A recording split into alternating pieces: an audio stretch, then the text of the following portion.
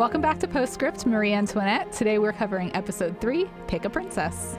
I am loving this show so far. What do you guys think about it? Send us your thoughts at ps@witf.org. Or let us know how you feel on Instagram at WITFORG or Facebook at WITF.org. All right, Christina, you ready? Should we just jump right in? Yeah, let's do it. So we are opening on a lake and everybody's floating and it feels very idyllic. I like it. Yeah, I had really good feelings. Her She's playfulness. Just touching, watching the little ripples go. But the boys are fighting. Naturally. And, of course. They're brothers, and it's Loki and Thor. And Marie gets knocked into the lake. Of course. And Louis won't jump in, and everyone's freaking out. And it's just like her nightmare. Like there's little green...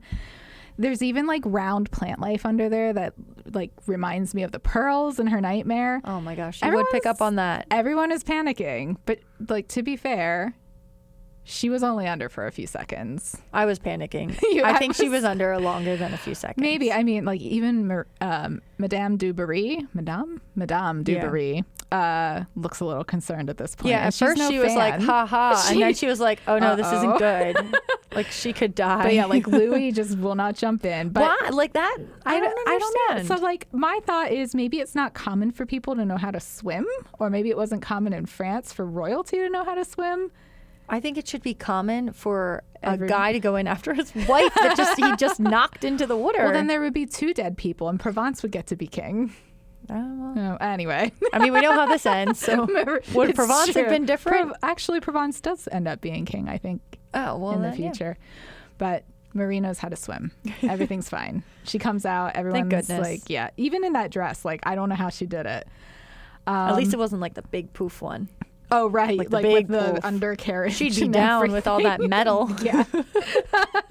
So we learn after they get out of this, out of the lake and Marie's all just sopping wet, that they are at Fontainebleau. I probably said that wrong. That's okay. And they're there on holiday and there's no protocol. It's just time to relax. Oops, sorry. It's just time to relax and have fun. Yeah. So I actually did a closer look. Okay. All right, so there are 2 different versions. I'm going to say this, and I'm going to ruin both of them. Okay. So the Americanized version is Chateau de Fontainebleau. Fontainebleau, yes. That would be how Americans But I think the butchered French version, as my literally 0 days of French, and, you know, the language is Chateau de Fontainebleau. Okay. I think that's close. Close, right? It's close. It's the best we're going to get, really. Yeah. So it has over 1,500 rooms in it. 1,500? Okay. Yeah. They have like a whole website for this place, for this palace. Has over 1,500 rooms. It was really like a royal residence just for hunting, kind of getting away from it all, which is what we see when he says, to relax and have fun. We're here to relax, no don't protocol. talk business. It's on a 130-hectare estate. Okay. I guess that's acres, but I don't know. Like maybe we have acres here. Acres. I don't know. I didn't do that. Okay, that's I didn't do a closer look of the closer Somebody look. can Google hectare and find out what that equates to. HECTARE. Okay. But 130, probably huge. It's spread over 4 main courtyards, 3 gardens, and a park. You can actually visit there. Yeah. There are a couple different levels of general admission, but you can visit for free. Oh, you can. Or you can pay 14 euros, which is about $15.21 US dollars. And so do you get like a tour with that cents, sort of thing? What? Do you get like a tour with that? I think so. Like yeah. is the free, I think there's like different levels. Wander? Like if you pay a certain part, you get some kind of thing. Because they have. It looks beautiful. They have renovations by Napoleon I. Okay. Still there. And it's home to the only Napoleonic throne room still in existence today. Oh. I know. A throne room. Of just Napoleon. Okay. It's just so I guess maybe he didn't use it just to relax and have fun. I think he did. Because I mean the throne room seems pretty intense. Somebody, hold on. I have it written down somewhere. Hold on, let me go through my notes that are a hot mess. But it says that it's 800 years of history. I didn't get the exact date. That's my bad. It was the family home for the kings of France, passed down from generation to generation, from the Middle Ages to like the 19th century. Wow, okay. Yeah. Wow. So long time. In 1528, Francis I commissioned a spectacular redevelopment. He had the palace completely rebuilt. Okay. So in Lots of 1528, renovations, not just Louis's bedroom. Yeah, and now it's going under some more renovations. In this episode, young Louis the 14th asserted his absolute power there. So I'm guessing he ruled from there is what that means. Okay. Is that correct? I don't know. I'm going to go off of you for that one. This is I have as no far idea. as I get. But Louis the 16th and Marie Antoinette, they just created it as like enchanting spaces to get away from the French Revolution and from the pomp of Versailles. Okay, so it was like how to get away from the trap. Mm-hmm. Just the trap. Labyrinth. Yeah, the labyrinth trap that we see in the beginning and the end of every episode. Yeah. Very well thought out. So that was my closer look on Château de Fontainebleau. I think Fontainebleau. Sounds right? Yeah. Okay. Sure. Yeah. So they're there on holiday and it's beautiful. And we find out there's going to be a fête champetre.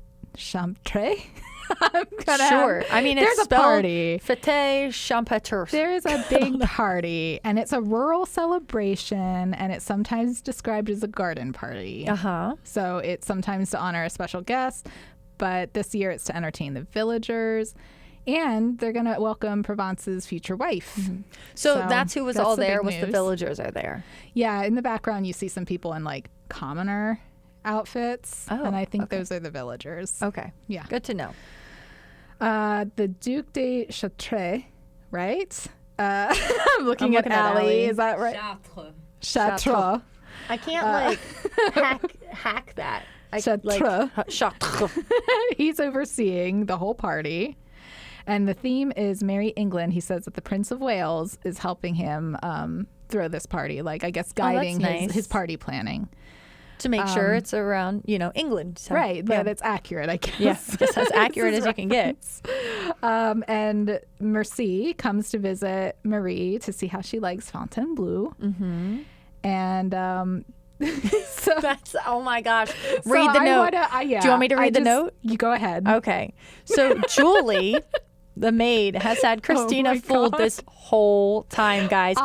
Everybody. It's embarrassing how late in this episode. You're like as bad as the king. But no, the king found him out before you did. When I found him out. Oh, at the same time. He looked, so they were in the daylight and the king's looking at him and they lock eyes. And I'm like, oh, okay. So wait. Ready? So in the very first episode, right? Mercy. I know that he was paying somebody, right? He pays somebody, a boy, to dress as a girl to act as a handmaiden. Yes. To the queen. I was aware of all Marie. of this. Okay. Yes. So then every episode since, like, this handmaiden has been there helping out, and their name is Julie. Yes. We see Julie put the letter from episode 2 into her after thing. The fact. It's very obvious. Into the drawer. It's very obvious, Beth. Also in episode 2, I'm going to go down this road. Also in episode 2, because I usually don't remember this much, but I'm doing it. Then we see Mercy paying Julie in the outfit. Oh my God. Okay. Mm-hmm. And then in episode 3, we see Julie putting Marie into clothes. Do you see the hair on this handmaiden? Oh my God. Like, clearly she has no idea what to do with hair. The moment that I realized that Julie is a boy, I was like, oh my God. It's so obvious. Like, because we watched it a second time together and I was like, I didn't know the whole time. I honestly I had no idea. So but it was when the king if anyone wants to spy on me, send a boy dressed as a girl I will not notice. They made eye contact and then he bowed. Right. That was and to the king instead of curtsied. Yeah. And that was the tell. And that's how you found out. Well, I found out because the king looked directly at Julie in the daytime.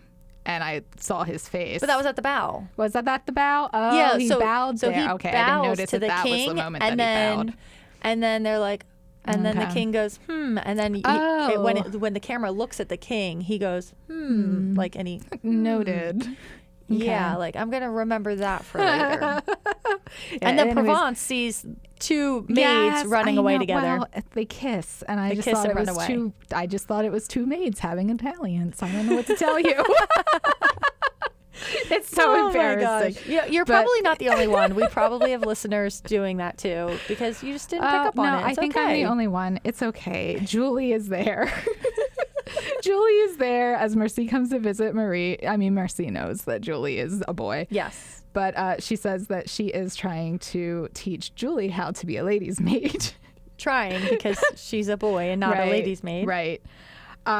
He asks Marie how she likes Fontainebleau, and she says she loves being there, and it's like a pressure, like all the pressure from Versailles is gone. I mean, that ends up not being true. It's a very stressful place for her in the end. Yeah. But of course, Mercy is there to remind her of her duty, which is to have a baby inside of her. But you need two to tango on that one. And yes, this day and age, at least. Marie brings him over and shows him that Louis's bedchamber is not done. It's still under construction. Wait, no, didn't Mercy say? Mercy showed her. I thought that she opened, and oh no, he did. Right, that's right. He shows her and says, "This is Louis's apartment." And yes, the renovations aren't done. And she goes, "Why not?" And he says, "Because Madame du Barry is the one running the renovations." Well, and she doesn't understand why it's a big deal because Louis doesn't visit her anyway at Versailles. Yeah. Like, what's he gonna do? And she's like, "But if he's next to you." Versus Versailles when he's away from you. Remember the duty. Remember the duty. So, what's your job? You have one job here. Get pregnant. So yeah, we get more pressure to have sex with her husband. You don't want to read that note? And I was just skipping over the bone. More pressure to bone her husband. I must have written that and I was like, let's make that a little more tasteful. But du Barry is also involved in trying to figure out a way for Provence. She's in charge of renovating Louis's bedroom. She's calling a lot of the shots right now. Yes. She's pulling all these puppet strings. Yeah, so, and the king's just letting her. And I'm like, she's not even married. She's not married to him. He's having fun with her. I guess. So Mercy suggests that Marie maybe, make her peace with du Barry so that the bedroom gets finished and life can continue as enjoyably as possible. And Marie decides instead to use her cute little face and go to Zadie King personally and say, look at this. It's not done. And what are you going to do about it? And I mean, that does work. It does get the bedroom done, but it also opens a can of worms. It does not work, actually. We will talk about that as we go forth. Well, I mean, it gets the bedroom furnished. There's no Mercy makes sure the bedroom gets furnished. That's true. There's one thing missing. That's true. Oh, God. Was that on purpose? What, Papa Wa? Do you think the king left out the bed on purpose? I just don't think he went through with it. I don't think he did it on purpose. I think Mercy was just like, well, I'll take it over and do it. He gets a little bit shady and gross this episode. But so we'll move on and we'll talk go down my back. We'll talk about this princess that Provence needs to pick a princess to marry. That's very true. Because he's ready to get on with this. And du Barry is, having sex with the new prime minister. I'm going to just clean this up a little bit from my notes. You must have wrote these notes really late at night. Yeah, I did actually. It was after work. She's having sex with the new prime minister, but she's very uninterested. She's looking at the two princesses. Yeah. And deciding one is very beautiful. The Spanish princess is very beautiful. That's her pick for Provence. She's actually kind of doing him a solid there. Yeah. And then there is the Princess of Savoy, who is a little more homely, we'll say. Yeah. She's not as cute. And she's remarking on is that, I think she says, is that a piece of dirt or is it a mustache or something like that? But, the prime minister, he's unconcerned. He finishes. And Provence is talking to the aunts. Yeah, Victoire and Adelaide. And they're steering him towards the only option he should consider, the Princess of Savoy. Yes. They share that Josephine was Louis's mother's first choice for Louis. And when she died, Choiseul chose Marie to form the political alliance with Austria. Makes sense. This whole I think how his Game mother of Thrones was thing is confusing to me. Well, his mother was thinking more along the lines of you'll get along with her well, right? And you have clearly in the past gotten along with her because when they there's a nice meet match. Again, they get along really well. So it was a nice match. But Choiseul, who is he's looking at the political alliance, because he's an ambassador. Yeah, exactly. Yeah, he's not concerned with Louis's happiness. But so when Provence finds out that Princess of Savoy was supposed to be Louis's match, he's like, well, this is the one I want because she was supposed to be for Louis. Mm-hmm. So now she's mine. Typical Loki. But yeah, he should have stuck with Du Barry because that was a beautiful princess. I mean, I'm sure Josephine is she's a pleasant girl, I'm sure. Like, Louis does get along with her. It's unfortunate. So both of the Louis are helping to prepare a feast for the family. And this is when it's time for Provence to pick a princess. Yeah. Du Barry thinks she's in full control. She offers up a toast to the Spanish princess because she just toast now. Right. Yeah. She thinks it's in the bag.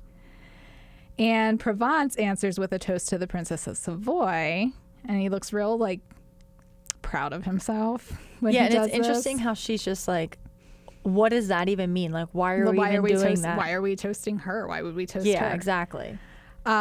He rubs it in by saying she's the princess that Louis should have married, which is a dagger to Marie's heart. Because she is on purpose. 14. He's always trying. Well, I guess she's a little older than 14 now. She's probably 16 at this point. Is she? Well, some time has passed since they got married. Well, we had 4 months between episode 1 and 2.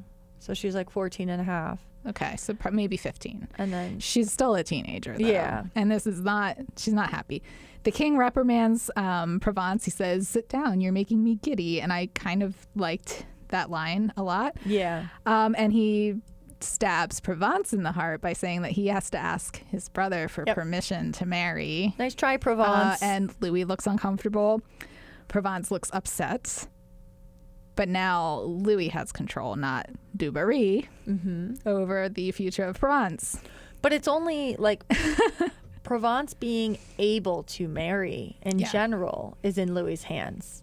That's true. I mean, anyone he marries. Yeah, Louis can choose. No, you don't get Josephine. You get the Princess of Spain. Yeah, the Spanish princess instead. So he has that choice, but he goes and says, he's sure. It's interesting, though, because Du Barry is, I don't know, she wants the power and everything, but she doesn't have it here. And the king says, no, Louis going to do it instead. Nice try, my final say. And then Du Barry's like, well, Du Barry really doesn't care. No, but I think she's still annoyed that she didn't get the... Oh, no, for sure. She really wants to have the last word over the power. Louis and Marie. Then we cut to Vienna, and the Empress, Mama Empress, is ruthless. Rohan, the new ambassador, is welcomed by Marie's brother, Emperor Joseph. They don't have their customs are very much more relaxed than France. There's no, they said we don't use titles here. Yeah, it was interesting. She was in her bed when she met him. Oh yeah, she was just hanging out in her bed. Chilling in her bedroom? She was working in her bed. She was writing a letter, so I'm sure she was working like we do now with our laptops. That makes sense. It was very interesting that she... Yeah, she's just lounging in her bedroom. Yeah, the first time she meets this guy, she's chilling in her bed. When Rohan is introduced, the Empress's immediate response is, why is he dressed like a clown? Which, accurate. In that nightmare sequence in the first episode, I was like, is this real? They have all that white makeup on. So he's dressed a little like a clown, and Joseph reminds her that France is our ally here. Ma, behave yourself. She responds that allies don't garrison their troops on their border and asks when they're going to be removed. Yep. And he said they're waiting on instruction from the prime minister, who the Empress calls out as Du Barry's toy boy, which I thought was so I didn't catch that. And she correctly assumes that he's wrangled his position as ambassador through Du Barry as well. Yep, of course. Yeah. So she says, perhaps we should ask Du Barry's permission to invade Poland. So she's just calling, she is calling it for what it is. And then I wonder. So true. I wondered how she knew about the prime minister and Du Barry. But then again, Mercy probably told her, and it doesn't seem like Du Barry is very discreet about her activity. She's not discreet at all. She just locks the door and I'm busy right now. Yep. Rohan asks, it was funny, Rohan asks who he should report to, and Joseph says to report to him, but the Empress basically says, no, I call the shots. Yeah. He rules with me. So I thought that was really interesting because she's all about like Marie, you know, being submissive and doing her part as a wife and like not interfering in anything except when it suits her well, like the Empress well. But she's not messing around. So we're going to take a quick break, and when we come back, we're going to head back to the power struggles at Fontainebleau.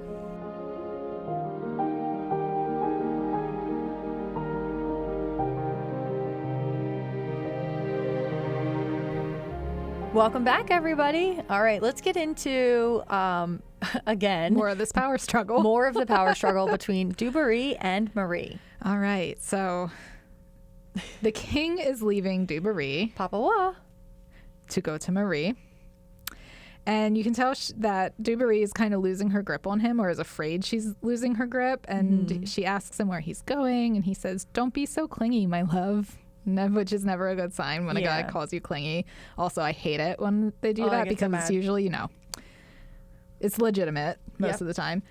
And then he knocks on Marie's door. She opens it up and she invites him in for breakfast. Yeah. After Dubarry says, can you tell her to give me some respect? The teensiest bit of respect. Like just a little. Yeah. So, but he goes with breakfast and she's like, Papa Wa? Yeah. She's using it. I mean, she's very innocent. I feel so bad for her. She has no idea, but this is exactly what he likes. This is like her grandfather. Yeah. Well, like a father figure or a grandfather figure. Yeah.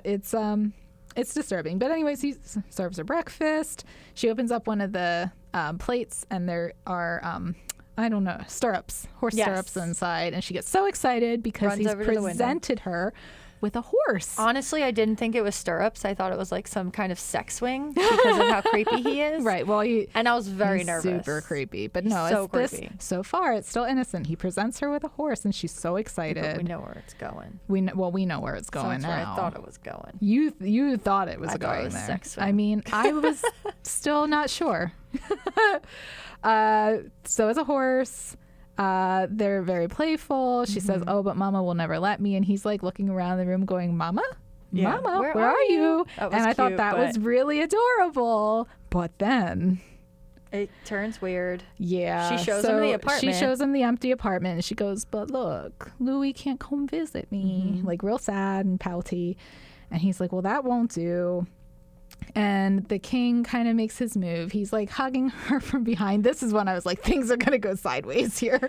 He's hugging her from behind. He's like sniffing her hair and he asks her to be more polite to the countess. Yeah. And this is when I screamed, and I'm not going to censor myself. Scream? I went, oh no. Oh, geez. Oh no. Because she felt a little poke coming through on him. And I was horrified on her behalf. But he's not even embarrassed by it. It's not even like, is that your phone or are you just happy to see me? She just goes, oh, yep. It's cold. Why don't we get dressed? And she runs behind her little shades and just waits. And he goes, I'll wait for you in the garden for your riding lesson. What riding lesson are you talking about, sir? Wink. I literally went, oh my God, out loud. Like it was awful. It was so bad. It was very cringe-inducing. On his way to the riding lesson, the king on his way to the riding lessons, the new prime minister interrupts him and says, "The Polish crisis has blown up. Yep. Prussia and Russia are poised to invade. Should we allow Austria to join in the carve-up?" And he gets shut down. He says, "We never discuss business at Fontainebleau." Nope. And I'm like, good for you having boundaries, but that seems important. Drinks, parties, business? No, that's not allowed. No business allowed. Only fun. So at the edge of war, but only fun allowed. Only fun. Makes sense. Deal with that later. I mean, this is not in the 24-hour news cycle. So, I mean, I guess they think it's going to take some while for the news to get to them anyway. I don't know. It seems important. They probably should have dealt with it. It took a while for them to get the news, but all right. They're all just waiting. This riding lesson, Dubarry is watching from her window, and she's obviously very nervous because the king is obviously showing interest in Marie. So, his little virgin. Yeah. It's disgusting. Provence is in the room ranting. He refuses to ask his brother for permission to marry. Now he wants Du Barry to get involved when he just one-upped her at like the dinner table saying, no, I'm picking the other princess that was supposed to be Louis. Exactly. So, she's like, what? Like, handle it yourself. I had a pretty princess. Yeah, I had a pretty it all pretty set princess up. laid out for you. It would have been real easy. Yep, and you did just not. go away. She has other things to worry about, and she doesn't care who he marries as long as he marries him soon and puts a baby inside that poor unsuspecting princess. Yep. And she tells him to fight his own. So true. Fight your own battles. Exactly. The king tells Louis to help Marie with her seat, and Louis responds, shouldn't she be riding side saddle? Yeah, so I did a closer look on that. Okay, because I'm interested in this too. And side saddle's so like... It looks uncomfortable. Awkward, you're going to fall off. How is this comfy at all? Mm-hmm. So I'm like, why? Right. Why do women have to ride side saddle? Right.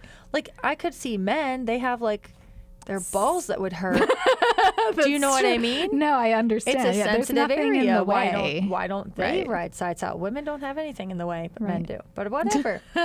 So from the historic UK website, men usually rode horses, so women were merely just passengers. Okay. And they would hold on to the man around the waist, which you see often, or they'd sit on a small padded seat or pillion. Pillow, right? Pillow. It sounds like a pillow. Yeah.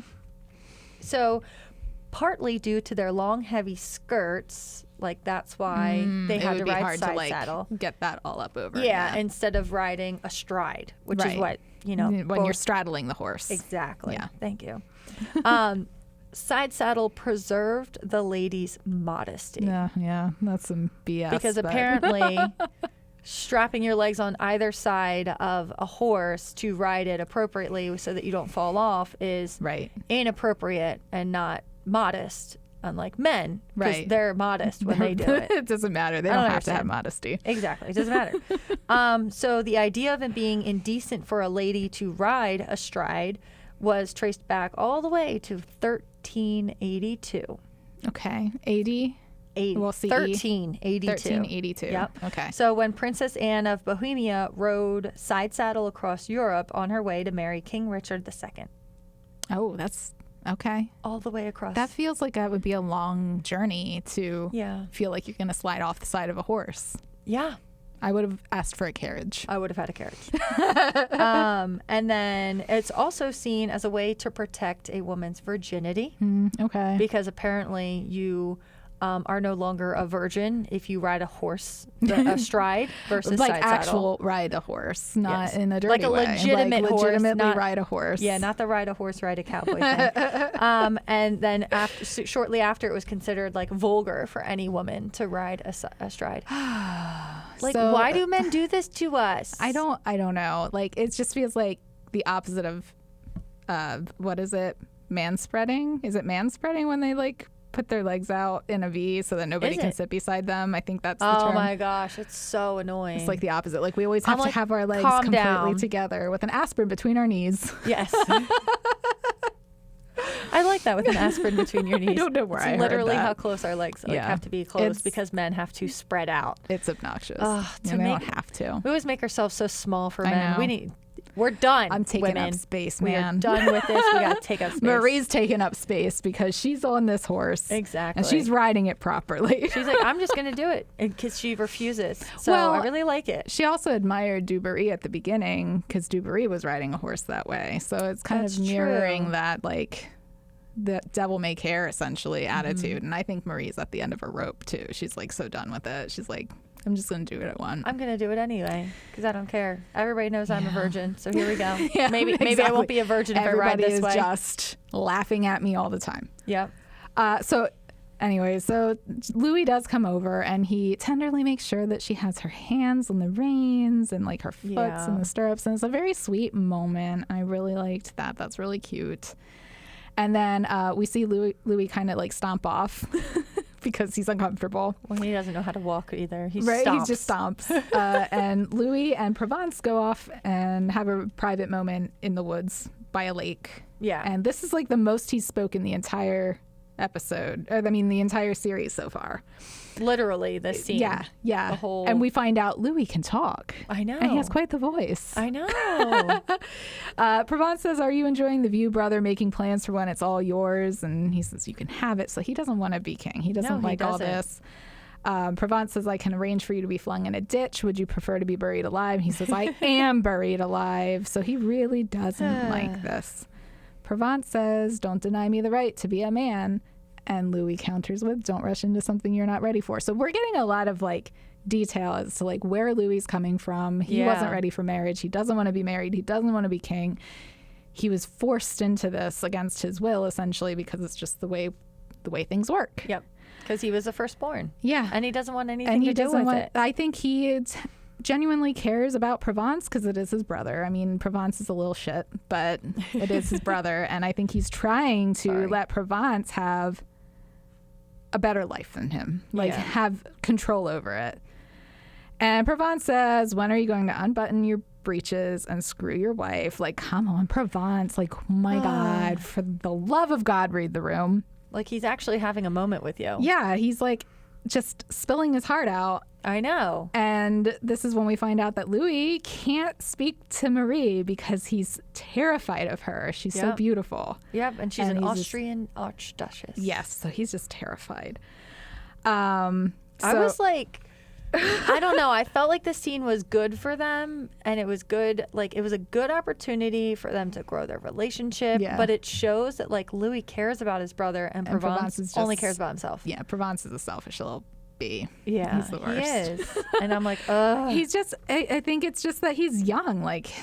And he's spoiled, and he's never had to work for anything. So, and then right away he's like, "Well, can I get married?" Like, your brother just confided in you, like, and deep, you're worried heavy about stuff. Well, can I get married? Yeah, like, and Louis obviously is like, "Yeah, go ahead, get married, see what it's all about." Yep.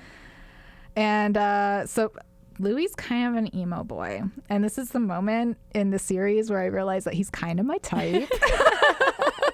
And I like his nose, and now I really like his nose. I like his nose. Okay. And now I really like Louis. So yeah. Now that he decided to speak, that's my deep confession. Is he's emo and he's awkward. I can't wait for Matt to listen to this and be like, "Oh, I feel like Matt kind of is a little bit Louis. Like, he's a little weird, a little awkward." Anyway, and he's got a nose. He's got a notable nose. I love it. So Louis' permission has pushed Provence and Dubarry's plan forward. Yeah. Like, there's a marriage happening. Mm-hmm. And Provence has a chance to sire an heir, and that threatens Marie's position at Versailles. It does, because she needs to produce the first heir. Right. But that's another thing. Well, she needs to produce an heir. Yeah. It doesn't have to be the first one. That's she what, has to produce she's really an worried heir. About that because he's not, sleeping with her, so she can't produce an heir. Right. Right? She but can't. like Provence is going to have an heir, but like she's still like, I don't know. I don't know if that means like, well, she would lose all the power that she would have gained as Queen of France once Louis died. Like, she would have if she doesn't have an heir. If she doesn't have an heir, she loses her position. Yeah, okay. That would make sense about her worry, but like she's 15, she's got plenty of time. I know, there's time. There is time. So Marie's upset that Louis agreed for that Provence could get married, because he could have said no, and then they wouldn't be in this position. Yeah. And Mercy explains that the princess is traveling to Princess of Savoy, Josephine, will travel to Fontainebleau immediately. And she says, "Tell me about her, Mercy." And he starts to talk about her family, but Marie is just like, "No, I want to know about her," which is such a teenage girl response. It is. I get it. Like, she's jealous. What is she she's like? Nervous. She thinks this girl's going to come in and sweep Louis off of his feet. And like, that just seems really complicated, but it's also the royals. So I guess legit. I mean, it's a 15-year-old self coming out of like, I need to know about her because Louis was supposed to marry her. So what's that background? What do I not know? Because she didn't know about Madame Dubarry. Yeah. What does she have that I don't have? Why was she the first choice? She has a unibrow and a mustache. And Louis can talk to her. He's not terrified. Exactly. Mercy says that the princess is no threat as long as you deliver an heir. And Marie says, "I have good news on that front." And I love the sarcasm. Yeah. It's like, yeah, well, we're doing great on here. We're doing great. Look, I'm the doing room's well. almost ready. Sorry. But it's missing a bed. And Mercy says, will you speak to the king? But, Zaddy King really creeped her out. It did. Rightly so. I wouldn't want to speak to him either, just for pure embarrassment alone. But there's more to this as well. Like, he has a penchant for young girls, and she knows this. Thankfully, Mercy plays the role of a good dad and says, I will talk to the king and arrange all the furnishings. But you have to seduce your husband, essentially. Yes. Like, it's game time. Like, get it done. Open the door, daintily step into his bed. Like, that's going to work. Like, this advice is just not working for her, but okay. Yep. I feel like Mercy's doing what he can for the, like, messed up situation he's in. Yeah. I like Mercy. So far, I like anyway. him. I think he's trying here. I think he's trying to help her out. He's trying to be like, this is your job, and my job is to make sure you do your job. Right. Like, we're trying here, and we're They're trying, on the same and we're team. trying. They are on the same team. But, like, Louis clearly just not having it. Yeah. Yeah. So. That night, there is a knock on her door, and I went, oh no, because I knew it was the king. And I know, the king. because he's a creep. He's a freaking creep. Oh, my little Dauphine. Little Dauphine. I know.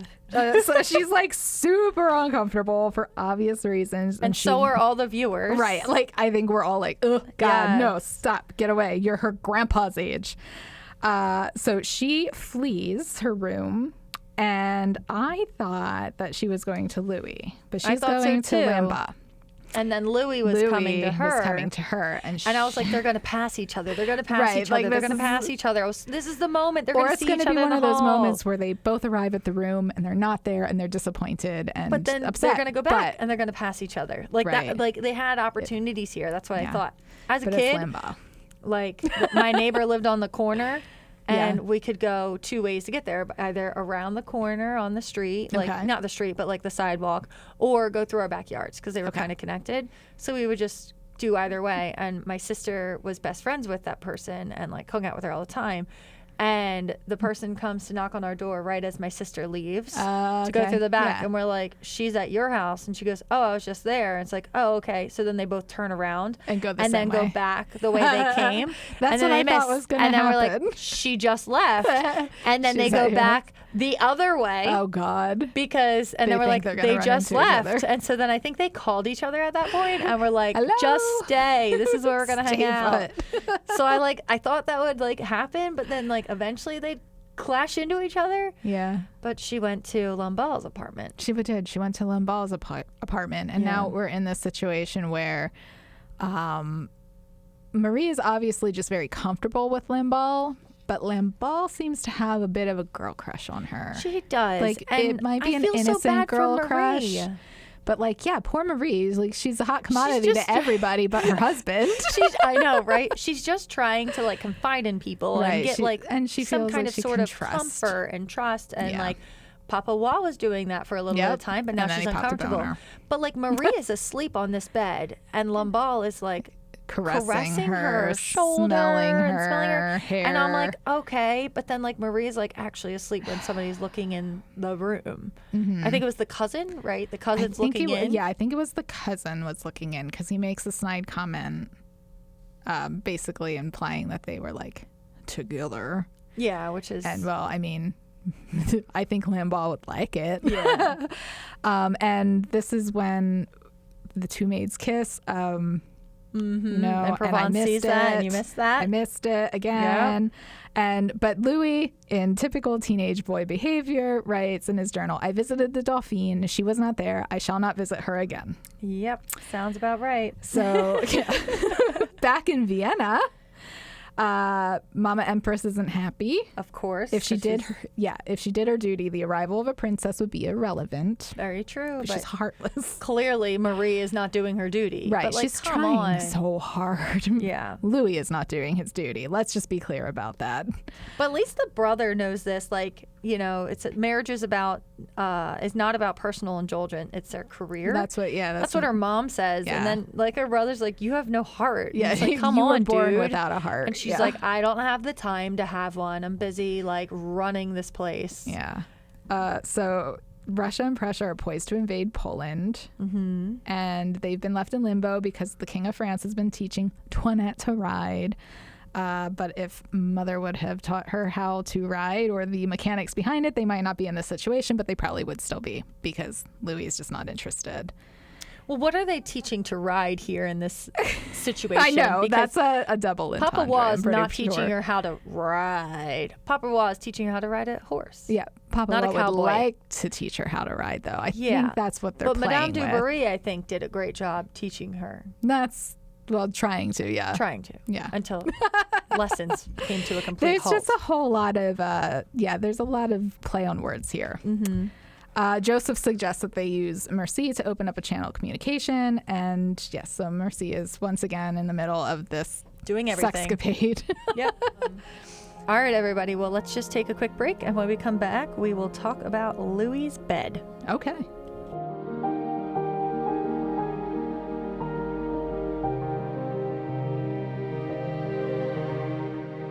All right, everyone. So we are back. And we have Marie and Julie in quotations. They're making up Louis's bed now that the room is like officially set up, you know. And then Marie and Du Barry are in this room. They're squabbling, they're arguing, and they're like trying to pull the king into it. And the king just I'm done. I am done. He's done with the BS. Yeah. He's tired and then of he it. just walks away. Totally makes sense. So his anger is getting close, and he's also not getting any. Right. So he's not relieving his anger. So frustrated. He's supposed to be having fun. I know. This is supposed to be fun. So then he goes and sees Louis outside. Then he goes and sees Louis outside. Right. Yells at him, "Is there something wrong with you? Like, what's going on? We're supposed to be having fun. Why aren't you sleeping with your wife? Yeah, like, what the heck? Just get it done already, kid." Exactly. Like, why are we not doing this? He wants to call in a doctor. So, anger up a little more. Yep. Du Barry comes so out and she's like, "Where the hell are you?" Until she publicly recognizes me in front of everyone. I'm done. You're not getting any. And the king's anger goes a little bit higher. We are going. We are just really, really, really, really ticking off this king right now. You know what? He's having the day he deserves. But exactly. Then there's one more thing. Yep. So then, Mercy moves in with all the backing of Austria, saying Austria requests that you withdraw your troops in preparation for the partition of Poland. And he goes, another war. So he's just like done. This is not a fun trip for him. No, he's like had it. Why are we trying to work while I'm supposed to have fun? I'm not getting laid. I'm not getting anywhere. Like I'm not riding. Yep. Not riding anybody at this point now. So this is all just coming to a head. And as Mercy and the king walk through Fontainebleau, Mercy tries to appeal to both sides. He says, "You're our ally. Surely we can find a solution that benefits both sides." And he says, "Oh, wake up." The king says, "Oh, wake up, Mercy. Our alliance is collapsing around us. Our children refuse to honor their marriage contract. And he's caught in the middle of a little Dauphine and a bloody countess." Like, he's just fed up. And Mercy says, "I'm fighting on both fronts." And the king responds, "As am I." And so he says the Dauphin will move into his apartment this evening, and Mercy seems to be happy with this, and he starts to like moonwalk away, but he's been found out. Yes. The king has noticed Julie. He noticed Julie the same time I did, and he is, their chambermaids are famous for spying for ambassadors. I would just which ambassador was it? And Mercy plays dumb. He's like, "I will look into it," but because of this, the king can demand a public truce from Marie to Du Barry. He has the power to say, "Well, I won't, dismiss you if I get this thing, this small thing, because my mistress will not have sex with me and I need it." So now the ambassador actually does moonwalk away. Yeah. So, of course, Mercy is off to fulfill his promise, and Marie is not happy about it. She throws like a little hissy fit and whines about, "Does it have to be public?" Like this whole thing. And she refuses to make up with Du Barry publicly. And Mercy urges her to reflect carefully. "The Princess of Savoy is on her way, and your position is hanging by a thread." He doesn't even mention the war, but like, dude, there's a war pending too, and like, we need this to go well. And then you hear a little knocking around in the other room. You hear a little noise, and we find out Louis is home, and Mercy's, I will leave you to do your duty, which, granted, this is just what it is. Go sneak on into your husband's bed. Right. But Louis is immediately asleep. Like, he is just apparently so tired. Do you know, and he's sleeping like a rock. Immediately lays on the bed and falls asleep. So listen, I have funny stories here, and I apologize because I'm going to go off, and Allie's going to look at me like, don't do it, Beth, but I'm doing it. So Casey, husband Casey, he falls asleep immediately. Oh, okay. So he's one of those blessed people whose head hits the pillow and they're out. And he can fall asleep most of the time. Sometimes he stays up late, and it makes me so angry. Oh, man, so me too. Typically he goes to bed after me. He's like a night owl and I'm an early bird. So it's great. So he will typically go to sleep after me. But when we fall asleep at the same time or go to bed at the same time, he falls asleep first and then he breathes. And I don't like the breathing. He breathes. He breathes. How dare you? This is the problem, is that he's just breathing. And I'm like, how dare you breathe? That's not okay. And so he's just breing. Right. And then I have to nudge him. And wake him up. Like, stop breathing. Stop breathing. I need to fall asleep first. What? And I'm like, just let me fall asleep first so that I can fall asleep. Because I can't fall asleep because he's breathing. Matt sometimes snores very softly. And if I fall asleep before him, it's not a big deal because I'm asleep and I don't notice it. But when I'm awake, all I can hear is this. That's hilarious. So he does not snore. It's literally a blessing. It's just breathing. It's so not need even earplugs. A little. It's just you just need some earplugs. I don't know. Like, it's so bad. It's horrible. It's horrible. It's like I can't sit next to somebody chewing, but it's horrible. But I can't do it. So I nudge him. I mean, I get it. I nudge him and wait. I'm a really light sleeper, so I understand. I totally get it. So do you know who's not asleep? So now I know why she's upset. She's tired too. She just wants to fall asleep. Yep. Well, actually, she seems relieved that he's asleep because now she doesn't have to fulfill her duty. Yeah. But Dubarry, she's not asleep. And her door is locked because she's getting it on with the prime minister. And of course. She refuses. She has a power play here. She refuses to unlock the door for the king. Mm-hmm. Even though the prime minister, who is naked, seems very uneasy with this situation, possibly because the king's just on the other side of that door and he's sleeping with his mistress. But I don't know exactly. Everybody seems to be playing with her. The next morning, the Princess of Savoy shows up. And she's not as beautiful as Marie. It wasn't just a smudge on the picture. She has a unibrow. She has a mustache. Provence literally runs away upon seeing her, but the aunts are so excited to have her here. They think she's absolutely perfect. And Lamballe is excited to see her cousin, but her cousin doesn't remember her. Yeah. So it must be just a big like cousin, family. hi. It's like, do you remember me? Yeah. I don't know. I don't remember you. And then when Louis greets her, he actually says words to her. I don't even remember what he says. I'm just like, oh, this isn't going to go over well. I know. He says words, and Marie looks what? Shocking. What? She's like, you can speak? Yeah. So she shoots daggers. Marie shoots daggers at Louis with her eyes. Provence is super rude. And the sisters implore that he has a job to do here. Mm-hmm. He has to produce an heir. Dubarry is waxing her lip, and she says, I look like I've been stung by 1,000 bees. And I'm just like, that is the most accurate description of what your face looks like after you get your lip done. Yeah, like when you pluck and stuff, it's all red. Yeah, totally. I get it. But now it's party time. The royals arrive at the Fête Champêtre. I don't know. At the party, the garden party. They're having a garden party. Welcome to Merry England. And they're celebrating all things England. Mm-hmm. There's a fire dancer.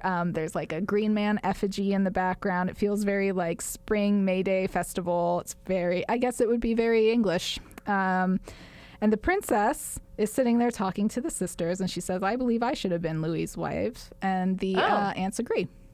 I didn't even see that. Yeah, they're having a conversation. And she says, I should have been Louis's wife. And the aunts are just like, yes, you should have been. Huh. So it's mutual. Like they can actually talk to each other, which is useful in a relationship. Yeah. Maria's dancing with a baton. Thankfully, it's not on fire. And then we're off to the Hall of Mirrors. And there's a lot of I thought that was kind of cool. Yeah, I would. Like all the mirrors there? Yeah, I wouldn't like it. Really? I would Well, I guess feel, 'cause it mirrors, I would but- feel like a bird lost in a maze. I wouldn't like it. Mercy promises the king that the Dauphine will pay her respects to the Countess that evening. And there will be no deal in Poland unless she does Mercy. And Provence to Dubarry, he says, I hold you responsible. And she blows him off, implying that maybe he's not attracted to women. That was a good one. Mercy tells Marie, are you prepared for tonight? And she says, I'm thinking about it. And he says, your mother is waiting. Like, this mother is just like this overpowering figure in her life. Provence to the king says, I can't marry her. And the king says, you already have. The contract's been signed. Sorry, kid. Which is interesting because the same thing happened with like Louis and Marie. Yeah, they got were married by Austria, contract. By proxy. Proxy. At the dinner table, the king grabs Marie's leg, and I cry for her internally. She quickly gets up from the table to dance with Madame Dubarry. So it's like, where do I go? So there's a showdown. Dance with someone I hate. She's having a bad night. She sees Louis chatting and laughing and basically flirting with the princess because he can, because his brain doesn't shut off. Yep. And Marie turns to look at Dubarry. They have a little stare down, a Western stare down. I know. And she just she gets kind of twitchy, and then she just walks away. And the king's really mad. Oh, he's pissed. He's super pissed. So we are like above the head. Yeah, he's exploded and I'm now. ticked off. He's exploded. Yeah. So Louis, inside the apartments after the party, Louis finds Marie in her room and steps away. She follows. She says, is Josephine the girl you wanted to marry? Is this what this is about? Was I destined to fail from the start? So she's having a very insecure moment. And he can't speak. He still doesn't. He still doesn't. I'm just like, oh my God, Louis, just say words. It's so frustrating. Anything. Yep. Anything you say would be better than nothing. She closes the door. She won't open it until he speaks to her, and he cries, and my heart just breaks for him. And I'm just like, oh my God, you hear him crying. Just open the door, Marie. Like, he's very stressed out. But he's not going to say anything. But he can't. What's he going to say? Just can't. I don't know what he would say. Say it through the door. Literally say anything, Louis. Like, say something through the door. You want her to open the door, say sorry. hi. I'm sorry. Yeah. It's not what you think, which is maybe don't say it's not what you think because it's always what they think. Yes. So don't say it's not what you think. Back in Vienna, the ambassador delivers bad news to the empress. Yeah, about Marie refusing. is still not acknowledging Dubarry, and Mama goes off to write a letter insisting that she make peace with Dubarry, even though like they basically belittle Dubarry all this time, saying that she's just a common prostitute and isn't worthy of respect. And she calls her a disgrace and a traitor to her country. Sounds about right. Yeah. Sounds about something that this mother would say to her daughter. It is super annoying. And then after this letter gets delivered, and Marie's obviously upset about everything. Rips it up, throws it in the pond. The king abducts Marie. I was terrified. Oh my God. So I thought this was going to go Game of I Thrones terrified. She was going to get raped. Yes. That's where we thought That's this what was I going. thought. I thought it was going there too. But he's angry and he grabs her and he says, I am the king of France. I expect you to obey me. Do you understand? And then he tosses her out of the carriage. Yeah. And I'm just like, oh, that could have gone a lot worse, Marie. She got real lucky right there. So she has to make frenemies with Dubarry. It's just, she doesn't have a choice. But I was terrified for her in that moment. I totally thought it was going to terrified. go down a lot differently than that. I think she got off pretty easy. Yeah. Considering what could have happened. The next morning, we're going hunting. We're going hunting. Marie is the last one to walk out. She's very dramatic. Yeah. And she descends from the entrance and she goes down and everybody else is already on their horse and she takes the time to walk in the middle of everyone. Yeah, and like she was above everyone. Yeah. And now she's below everyone. That's a good catch. Yeah. She looks Dubarry in the eye and says, Countess, and curtsies. And that's it. That's all she does. All she had to do. But Dubarry is satisfied. She has happy. a little grin. Louis does a nice thing and dismounts his horse to help Marie onto hers. Yes. Offers his hand. Finally. Helps her with her skirt as she does not ride side saddle. Yeah. and gets her situated, places her feet in the stirrups and the reins in her hand, very tenderly. Like, this is a really sweet moment. Finally supports her. He goes back to his horse and looks back to check on her, doing all the, like, this is a slow burn. It's a teenage romance. Yeah. Like, everything is just like, his heart's probably racing out of his chest. I get it. And then after the hunt, Marie's sitting and staring out the windows in her room, the conjoined apartments. Yeah. And Louis goes into her room and he speaks. I know. And I'm relieved. He says, thank you. Thank you for your patience. That she's been waiting this whole time. For him to say words to her. Exactly. And he definitely practiced that in the mirror over and over again before he went in there. Like, well, I don't know where a mirror is. Maybe the Hall of Mirrors. Yeah, maybe he practiced last night in the Hall of Mirrors. Just over and over and over again. Thank you, thank you, thank you. Thank you for your patience. I can do this. I can do this.